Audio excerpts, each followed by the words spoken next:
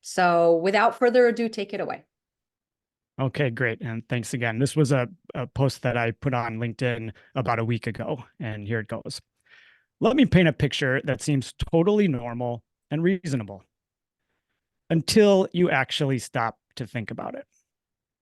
13 years of early slash primary slash secondary education, K through 12, typically in the US, 4 years of undergraduate education, and you're paying a pretty penny for that often, might be taking out loans.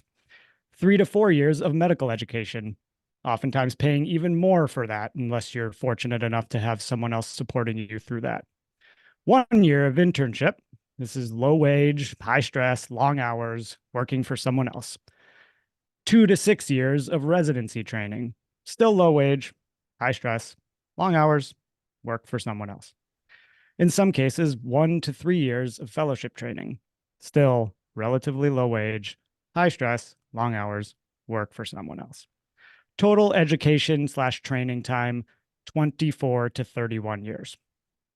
Total cost, both in terms of actual dollars and opportunity cost, shocking.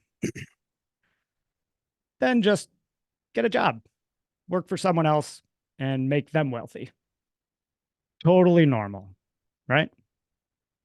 If you're an employed doctor in the US and aren't quite feeling right, there are many reasons for that.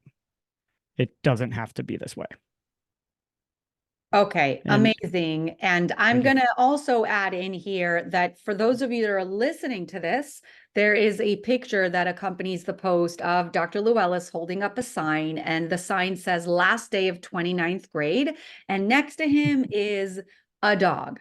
So I'm just going to leave it at that and then go to the questions that I have curated for this post. And I am going to invite the audience, if you are listening to this in a podcast and want to actually see the visual, you can check it out on doctorsonsocialmedia.com because we are going to include it in the footage of this conversation. So, question number one, 29th grade. So first of all, hilarious. Let me just stop sharing so we can look at Thanks. one another. Mhm. Yeah, 29th grade is just hilarious. We want to know what prompted you to come up with that concept. It was a big day. That I remember that day vividly. That was my wife and I, our porch in our very expensive one-bedroom apartment in Redwood City, California, during my final year and my final day of residency training at Stanford.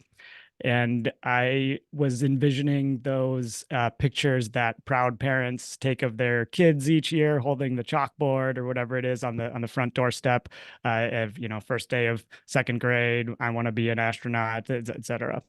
So I just often had chuckled, sometimes regretfully, sometimes wistfully, sometimes just with good humor, about how many years I had been in school, training, whatever you want to call it.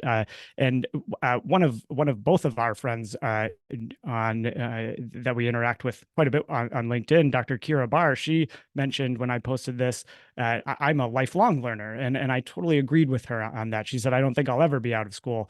Absolutely the case, but not formal school necessarily. This what I was talking about was school you don't really have control over. But it's not the I'm into this. I want to take this course. I want to get that certification, that sort of thing. So that was truly 29th grade. I am still in school. I'm a lifelong learner, but I don't consider myself in 36th grade now or whatever it is. So